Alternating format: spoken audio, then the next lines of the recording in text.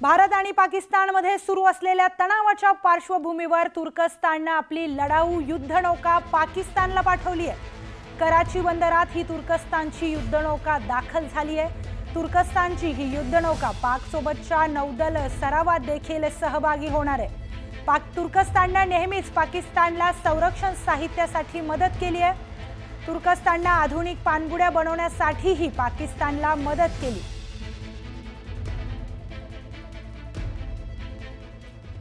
दरम्यान यूएनएससी मध्ये पाकिस्तानला मोठा धक्का बसलाय। 15 सदस्यांपैकी 13 देशांनी भारताच्या बाजूने आपलं मत नोंदवलंय। पाकिस्तान आणि चीन वगळता इतर सर्व 13 देशांनी पहलगाम हल्ल्याचा तीव्र शब्दात निषेध केलाय। यूएनएससी मध्ये पाकिस्तानच्या अपिलावर बंद दरवाजाआड चर्चा होणार आहे। या विषयावर सर्व देशांच्या समक्ष चर्चा घडवून आणण्याच्या पाकिस्तानच्या मसुब्यांवर पाणी फिरलंय।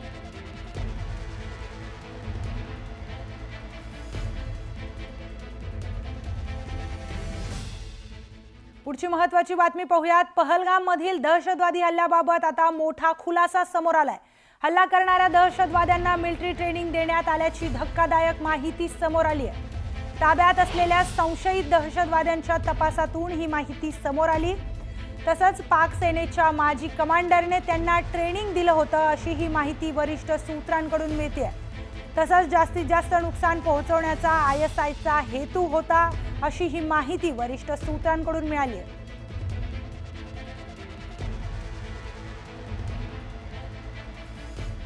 पुढची महत्त्वाची बातमी। उत्तर प्रदेशचे काँग्रेस अध्यक्ष अजय राय यांच्या वक्तव्यानंतर आता नव्या वादाला तोंड फुटलंय। अजय राय यांनी एका खेळण्यातल्या विमानाला लिंबू आणि मिरची बांधून राफेल फायटर विमानाला टोला लगावलाय।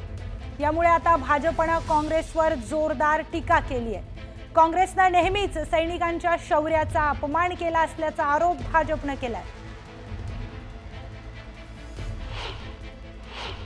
आतंकवादी गतिविधियां जिस तरीके से हुई हैं, तो आप बड़ी बड़ी बात करने वाली सरकार जो आज कहती है कि हम सब मिट्टी में मिला देंगे सब कुछ इन लोगों को, आतंकवादियों को, आज आप राफेल ले आए, नींबू मिर्च बांधकर खड़ी किए हुए हैं। आपको याद होगा मैंने नहीं बांधा है, वो बांधा है, इस केंद्र की सरकार ने बांधा है। रक्षा मंत्री ने नींबू मिर्च बांधकर खड़ा किया हुआ है। ये किस जो लाए हैं उसका उपयोग कब होगा? कब आतंकवादियों को सफाया होगा? कब आतंकवाद को बढ़ावा देने वाले लोगों को सफाया करेंगे? ये देश जानना चाहता है। दरम्यान काँग्रेसने केलेल्या वक्तव्यानंतर आता भाजप चांगलीच आक्रमक झाली आहे। भारतीय सैन्याच्या मनोबल कमी करणं हाच काँग्रेसचा अजेंडा आहे अशी टीका भाजपने केली आहे। काँग्रेस हे पाकिस्तानचा अजेंडा चालवत असल्याचा आरोप देखील शाहनवाज हुसैन यांनी केला। कांग्रेस खुद एक मजाक बन के रह गई है। राहुल गांधी जी को राफेल पर पहले भी सुप्रीम कोर्ट ने लताड़ लगाई और कांग्रेस के नेताओं को याद रखना चाहिए कि ये जो इस तरह के मजाक करते हैं, बार बार इनको कोर्ट में जाकर लताड़ ही मिलती है।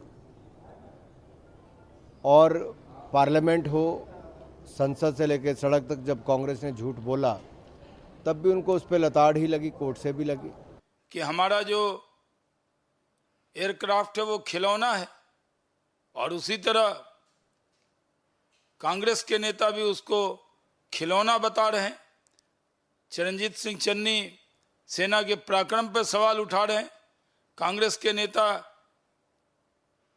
इंडिया पाकिस्तान रिश्ते पर आपत्तिजनक बयान दे रहे हैं।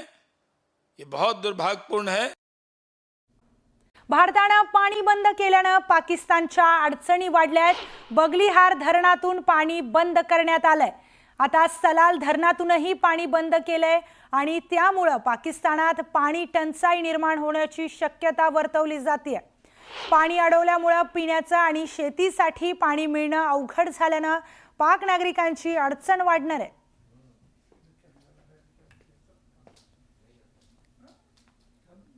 पाकिस्तान सोबतचा सिंधू पाणी करार रद्द केल्यानंतर भारताने चिनाब नदीचं पाणी रोखलंय। जम्मूतील रामबन येथे बांधलेल्या बागलीहार धरणातून चिनाबचं पाणी थांबवण्यात आलंय।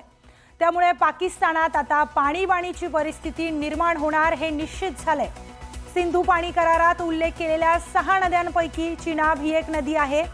ही पश्चिमेकडील नदी आहे आणि करारानुसार भारत या नदीचं पाणी जलविद्युत निर्मितीसाठी वापरू शकतो। दुसरीकडे झेलम नदीवर किशनगंज धरणातून पाकिस्तानकडे जाणारं पाणी देखील रोखण्याची तयारी भारतानं सुरू केल्याची माहिती मिळते। भारताच्या या कारवाईनं पाकिस्तानच्या तोंडचं पाणी पळालंय। भारतानं पाणी बंद करून पाकिस्तानला मोठा धक्का दिलाय। मात्र विरोधक सरकारच्या या भूमिकेवर प्रश्न उपस्थित करून मनोबल खच्ची करण्याचं काम करतायत। सिंधू पाणी करार स्थगित करणं अशक्य असल्याचं काँग्रेस नेत्यांचं म्हणणं आहे। देखिए, ऐसा है कि ये इतना आसान नहीं है। किसी भी जो संधि है उसको तोड़ना मुश्किल है, और साथ ही साथ ये भी मुश्किल है कि उसमें आप जब तक डैम नहीं बनाएंगे तब तक पानी को रोक नहीं सकते, और डैम बनाने में 10 साल लगेगा। मोदी जी जो निर्णय लेंगे आतंकवाद के खिलाफ, हमारे नेता राहुल गांधी ने कह दिया है, हम साथ हैं। उस पर कोई राजनीति नहीं होगी। ले निर्णय, और भारत के आत्मसम्मान के साथ कोई समझौता ना करे। आतंकवादियों को मिटाने का जो संकल्प लेगा, लेकिन ये जांच होना चाहिए कि पुलवामा का निर्णय आज तक क्यों नहीं आया। बगलियारचं पाणी बंद केल्यामुळे चिनाबचा जलस्तर कमी होत चाललाय। इथलं पाणी खूपच कमी झाल्याचं पाहायला मिळतंय। पहलगाम हमले के बाद केंद्र सरकार ने बड़े निर्णय लिए थे 5, जिनमें एक निर्णय सिंधु जल समझौता था, जिसको कुछ देर के बाद स्थगित भी किया गया था। बता दें कि बगलियार डैम से पानी को रोका गया है और पानी का बहाव लगातार चिनाब दरिया में कम होता जा रहा है। जिस दरिया में इस समय सिर्फ मेरे आपको कदम दिख रहे हैं, ये दरिया की शुरुआत है, और आगे का जो पानी का बहाव है, अधिकारियों के अनुसार जो जानकारी मिली है कि पानी का जो लेवल है वो सिर्फ 9 फुट का रह गया है। ये वो इलाका है, ये वो दरिया है जहाँ पर तेज लहरें होती थी, पानी का बहाव इतना तेज होता था कि यहाँ पर एक साधारण व्यक्ति के लिए खड़े रहना भी बेहद ज़्यादा मुश्किल होता था। और वही तस्वीरों में आप देखिए कि कितनी ऊंची जो चट्टानें आपको दिख रही हैं, पानी का बहाव जो चिनाब का था वो इतना ज़्यादा था कि यहाँ पर कोई भी खड़े रहना किसी के लिए भी मुश्किल होता था। लेकिन आज जहाँ पर मेरे कदम आपको पानी के अंदर दिख रहे हैं, ये पानी का ये चिनाब का किनारा है, और समझिए कि कितना लेवल पानी का जो कम हो गया है, जिसका सबसे ज्यादा खमियाजा पाकिस्तान को भुगतना पड़ेगा। जी हाँ, क्योंकि पाकिस्तान से ये जो चिनाब दरिया जाता है, पाकिस्तान में जो पानी पहुंचता है चिनाब का, वो पंजाब प्रांत है, और पाकिस्तान में सबसे ज्यादा कृषि का काम पंजाब प्रांत में होता है। अभी वहां पर फसल कटने का काम हो रहा है। तेजी से पाकिस्तानियों ने फसल काटने का काम किया। एक डर और बौखलाहट उनकी दिखी। याचबरोबर बगलिहार धरणातलं पाणी बंद केल्यानं पाकिस्तानमध्ये घबराट पसरली आहे। पाण्याची धार कमी झाल्यानं दावा मीडियानं केलाय। पाकिस्तानी मीडियानं हा दावा केलाय। यापूर्वी 87,000 क्युसेक इतकं पाणी पाकिस्तानला मिळत होतं। आता हेच पाणी बंद केल्यानं फक्त 10,800 क्युसेक इतकंच पाणी पोहोचत असल्याचा दावा पाकिस्तानी मीडियानं केलाय। यामुळे पाकिस्तानच्या पंजाब आणि पीओके प्रांतात पाणी बाणी निर्माण होण्याची शक्यता आहे।